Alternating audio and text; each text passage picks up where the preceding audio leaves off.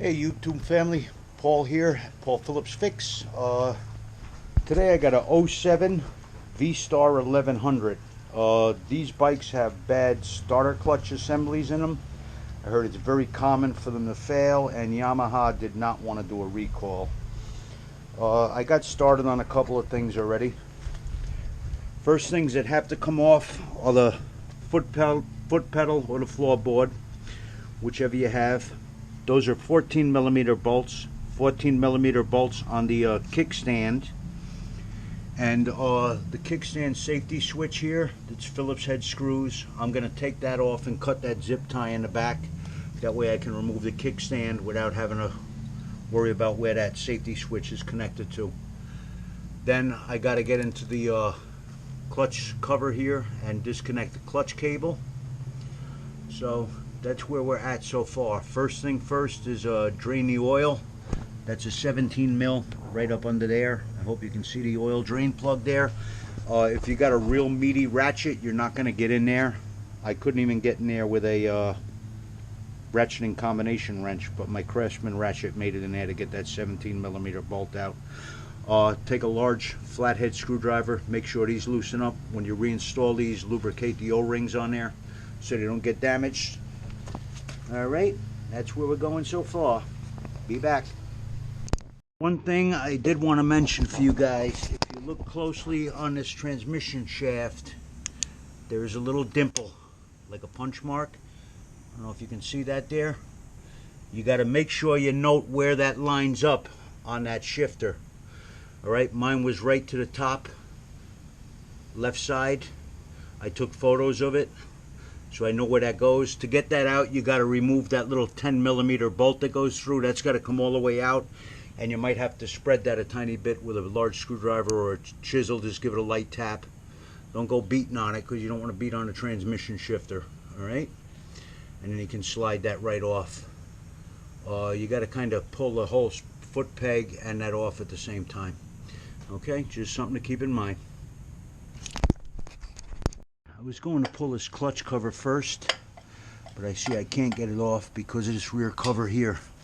So I guess this whole thing has got to come off too and then go back on last. I've got a box. I marked the clutch cover bolts because below here there are a couple of more, and I'll just do that in a pattern that follows somewhat of the contour of the case, because these bolts are all different sizes. Not sizes, but lengths. So it's easier to just make a pattern in cardboard and pop the bolts right in there. That way it's 1, 2, 3, reassembling it again. I'm going to do the same with this rear cover. Okay, I got another piece of cardboard just for that, just to make it go smoother. Taking a little time for little extras like that will save you a lot of time in the long run. Okay, so far I got the floor plate off the shifter. The kickstand, I took the kickstand safety switch off. That's Phillips head screws. All of these Allen keys are 5mm Allens. You got to remove that rear cover before you can get that clutch cover off. You just have to loosen the lower bolts. Those two top ones over here are dummy bolts that don't hold that cover on. They're just there for aesthetics, to make it look uniform, I guess. I had to bend this little tab down on the clutch shaft, on the lever here for the clutch cable. I had to bend that little tab down with a screwdriver. Try not to crack it off, because you want to bend that back up. And you got to pull that little rubber back on the handle, loosen your lock nut, and turn your clutch clockwise all the way in to give it some slack so you can get that clutch cable out. Then I used a large screwdriver to take these two covers off. I'm going to be looking for my timing mark here. I'm going to need a 22mm deep wall socket to get in there, 6-point. And I'm going to look for my T to line up with the timing mark here. There's a little notch. And then on my gear up here, that timing mark has to be, I believe, to the top. There's a mark in there. I'll shine some light when I get back to that. Right now I'm going to rotate the engine, turn it clockwise position. Don't go counterclockwise, no good. Make sure you rotate the engine clockwise, and be careful to get it the first time. I believe I'm going to have to pull the cover off. I'm going to just hopefully get lucky and line these marks up and see if I wind up on the exact position, because there's another gear that has to line up in here. I'm going to do that before I pull the cover. But make sure you're lined up to the T. You got to pull the cover and then put a coat hanger or a piece of wire in there. Use some washers and use your shorter bolt, and like this bolt hole, and secure that wire hanger, because that's going to be needed for a reference point on your timing, because you don't want to move that when you're trying to pull that flywheel off. Okay? Okay, I've got all the bolts out of that cover. I set up a box just with little notes inside, clutch, underneath the clutch cover, and I put them all in the pattern that they come out, because they're different lengths. I saved the top one for now, just to move it over and put that wire guide on. Let me just give you a rundown of the tools in case I failed to do that. These are 5mm Allens, the cover bolts. The flywheel bolt is a 22mm. I tried to get in there with a 6-sided impact socket. It wouldn't fit. I had to get a deep wall 22mm regular socket. And then I used the 6mm socket on an extension to get up in here to get this line off, to get this hose clamp off. Because even if you disconnect this bracket here, that line doesn't come out of the way. So just taking that one side of that line off should give me enough space to get this off. Okay. To open this wire tie, you got to take a small screwdriver, get right in here and depress that little tab. Then that wire tie will open, and you can slide that protective boot back to disconnect your leads. It looks like one of these is, I don't know if that's a crimp fitting, and if that comes undone, if that's a plug. I'm hoping I don't have to reconnect that. I don't think it disconnects on the inside, but you got to disconnect your leads. Okay. All right, I'm gonna disconnect these leads as best as I can and work on getting this cover off. Okay, I'm already on the T mark. Let me see if I can get the camera in there for you guys to see. See the T? T mark to the little notch on the top of the top access hole, and then I have my timing mark on the top cam gear. Now I've got to open it up and make sure my lower cam gear is aligned as well. That's got to be by the square to the hole where I think you can put a punch in to hold that gear. We'll see as we get in there, okay? Okay, I disconnected all the leads. This small one pulls right apart. That was the one I was worrying about if that was crimped on, but that is a plug that disassembles. This one you got to depress that little tab. That one's a little stubborn coming apart. Got to depress the tab on the other one. Same with this. All right. Then you got to cut this little wire tie here. Be careful not to lose anything. There may be a shim. Here's this shim. It is vital that this shim does not get lost. It stays with the case. That shim goes right on here. Okay, do not lose that shim. That shim will also fit on this shaft, but it does not go there. People have made that mistake. I saw that on a video that somebody did. When I pulled it off, my idler pulley shaft came right off. I'm going to try to throw that back in. And look at that. I got lucky as hell. It looks like I lined up my lower gear at the first shot. I said a prayer before doing this. It looks like they were heard, huh? That's beautiful. Now I got to make my guide up. I'm going to take a piece of coat hanger, put it right to the T there so I don't lose this timing mark. And then we're going to back that nut out and see if we can get that flywheel off, okay? Okay. Okay, I was finding conflicting information with lining these timing marks up. I do believe I have it now. One guy said there was a 6mm hole here. It's actually a 5mm. If you look, that's going pass that gear right into the case with a 5 mil.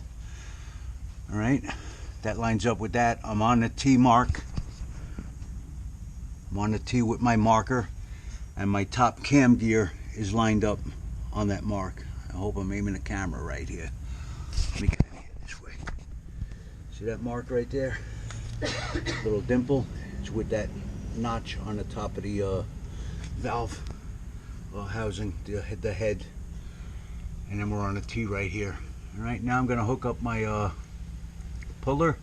I'm going to back that nut up about a quarter of the way off so my flywheel doesn't go flying. Okay, we will be back.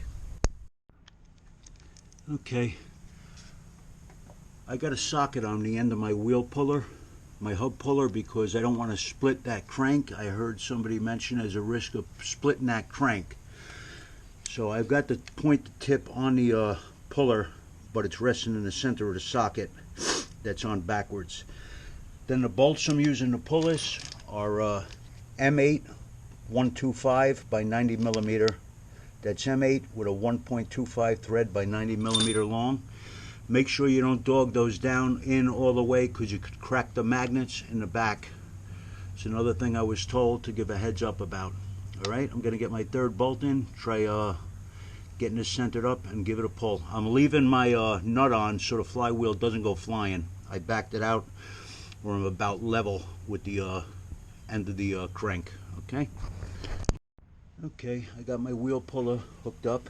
I get that socket down on the bottom to spread the stress across the whole top of the crank instead of from the center, for fear of cracking it. Because I've heard this is real hard to get these off sometimes, and I'm using a strap wrench to counter the twisting force, so when I tighten down on the wheel puller, I used that in the other direction to counter the force, so when I was loosening the flywheel nut, so I didn't move anything. All right, I would film this, but I want to pay attention to what I'm doing. I'll film it as I'm done with each procedure and explain it. Okay, I had my wheel puller hooked up, centered my socket up, loaded it up a little bit with an impact, a little bit at a time, gradual, and then I gave it 2 taps with a hammer and she popped off. Now when you're lifting this out, you got to pull that back gear out with it. I laid a drop cloth out in case I lose any of those springs that are on the back of the flywheel. I figured it's better to work slow and methodical instead of losing things. Usually pays off investing time and preparation instead of jumping into things like a maniac.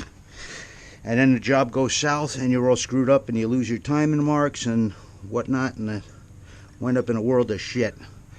This was good for holding that flywheel. Larger Husky strap wrench. I didn't have that specialty tool, but that seemed to do the trick. And now I'm going to start taking it apart. When you're pulling this off, be careful to pull that whole gear assembly out. Try to pull that rear gear out with it, because you see where you have these little springs and shots? They go behind that gear in there. I had to take this cover off because one of my little shots fell in there. Good thing nothing went back in the motor there. You could wind up losing a spring or one of those little rollers or shots, whatever they are, in the back. So take your time with that. Pull that gear out together. That's your best bet. Okay? All right. It's been disassembled properly, and you got the timing marks right where you're on the top dead center. Again, you're going to have the top mark lining up. Then when you remove your flywheel, these timing marks will line up with the Woodruff key. You see that? Then on the back of the clutch, you'll have to reset these springs and little shots in here. That timing mark on that gear is going to line up with your Woodruff key on here when you're putting it back together. Then you're sure to have all the gears sync up correctly. Okay, now I'm going to start getting ready to disassemble this and put in the new starter clutch. Starting that starter clutch, I'm going to get my old gasket material off of here, clean this up. Looks like it's pretty caked on there.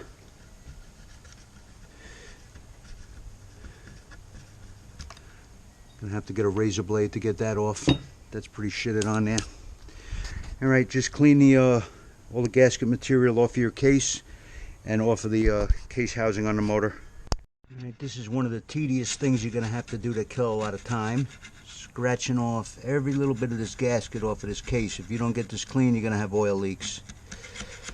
So have a nice sharp razor blade, some to refill it, and just keep cleaning that gasket material off of there.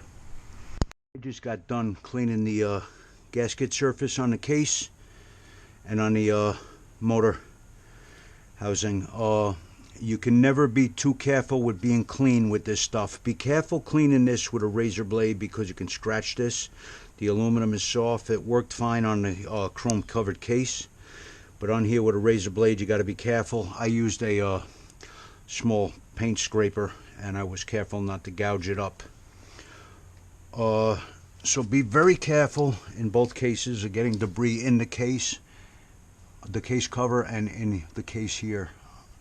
I heard that this works its way loose, so I'm going to try to get a Torx in here and snug this up. This shifter. Oh, I can't get it while it's not in gear. It doesn't look like it's backing out anyway. So we're just going to leave that alone. But that doesn't look like it backed out. If yours looks like it's backing out, snug that up. I heard sometimes they will walk their way out. Just something to note. And be clean, guys. Okay, we're reassembling this clutch. I didn't like the way that other blue Loctite looks, so I'm going to give it a dab of this one. Looks better. I blue Loctited all the bolts. Make sure you oil the sprag and these roller bearings during assembly. They're going to be bathed in oil later, but I'm going to start them off with oil on them.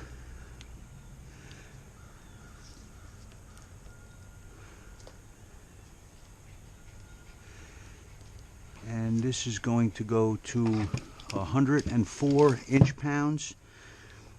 I forget the Newton meters, but I converted it over. It's 104 inch-pounds. You're going to need somebody to give you a hand holding that flywheel when you're tightening this down. I'm going to get you comfortable again with this.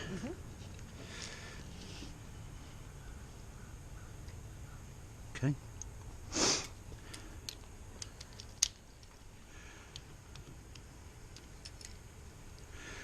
Just going to snug them all a little bit.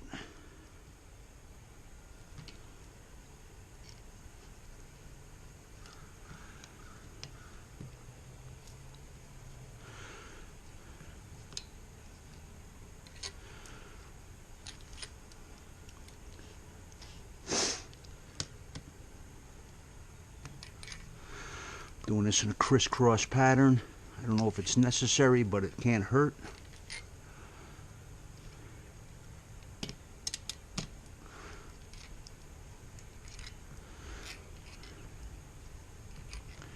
They didn't have any tightening sequence, so I know you're just better off going crisscross when you're tightening things like this on circular or a square or triangular or a rectangular cover.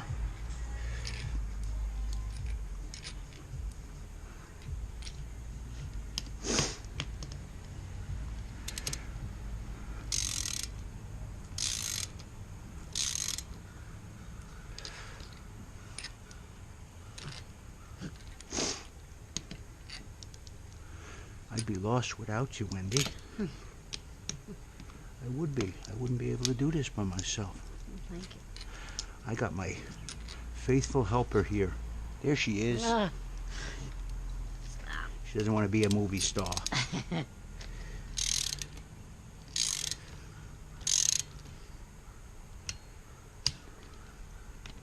don't have to, that's it. That's Good. not so dramatic, right? Mm-hmm.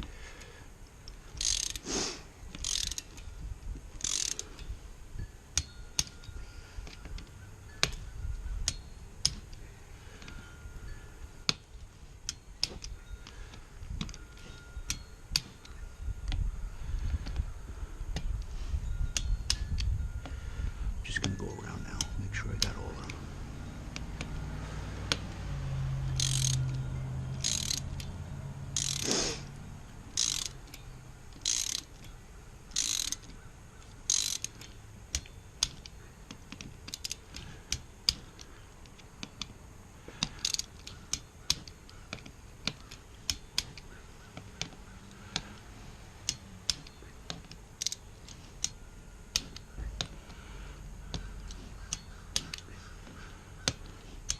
That's that. That's it. Thank you. You're welcome.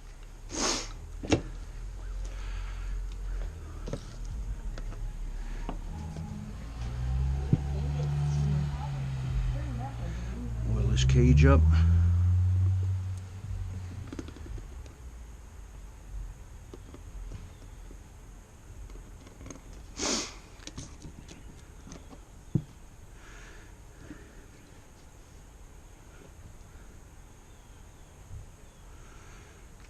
I thought there was a timing mark on this gear, no?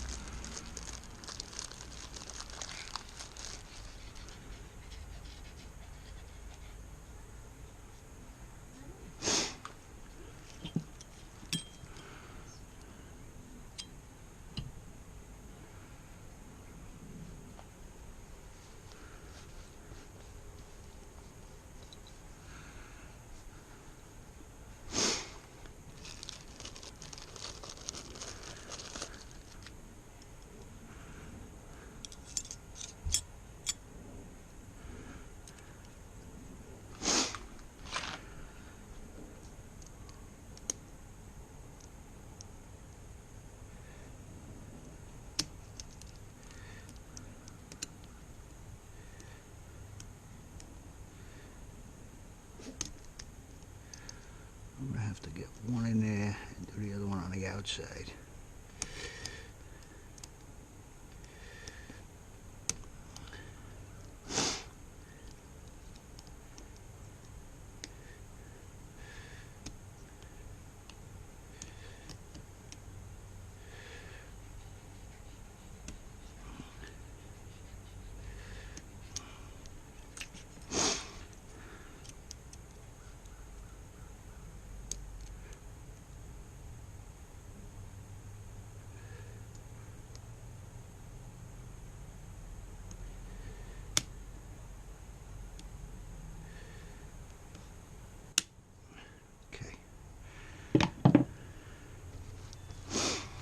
Okay, that's on there. Snap rings in, that's all oiled, spinning nice and free clockwise, locking counterclockwise like it should. Now I'm going to put those springs and little slugs in.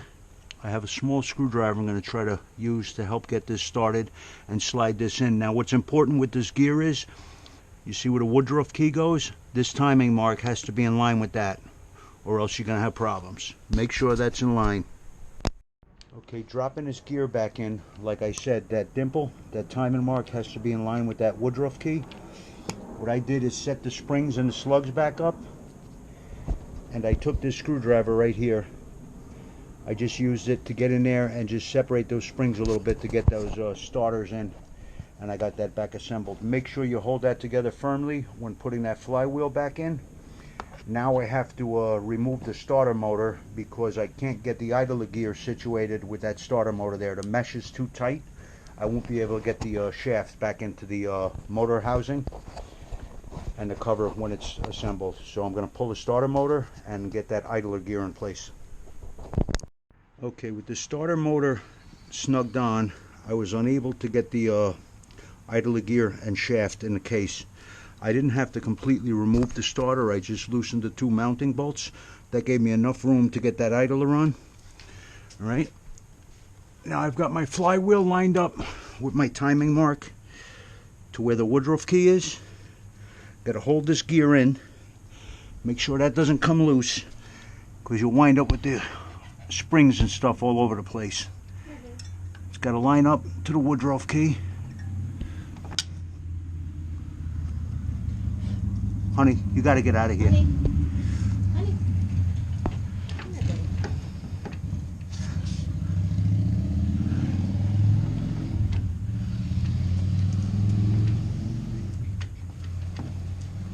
I don't know if this fell out.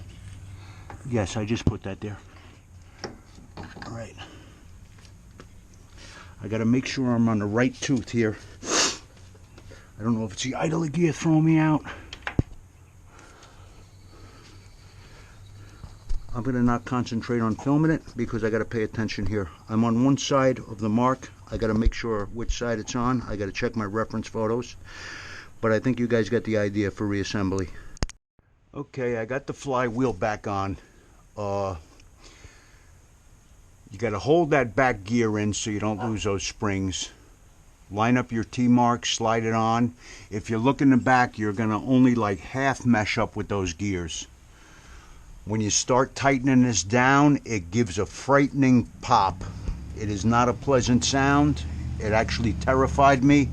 I thought something went wrong, but I heard that this thing lets out quite a pop. I rotated it a few times, checked.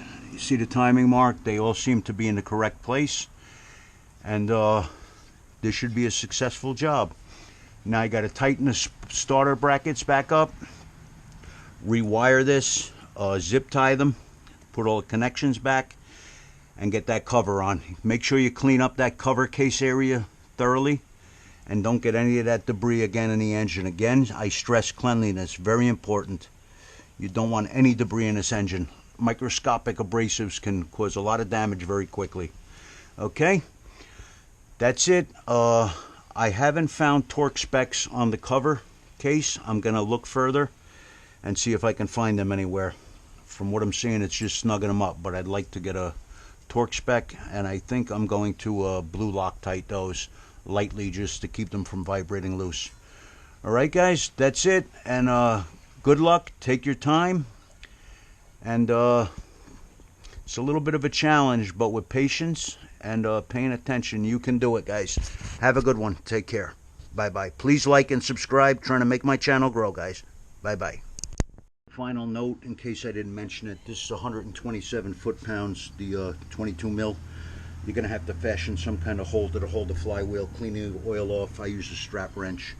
And I did find the cover torque specs. Hold on, they are 89 inch-pounds or 10 Newton meters, alright?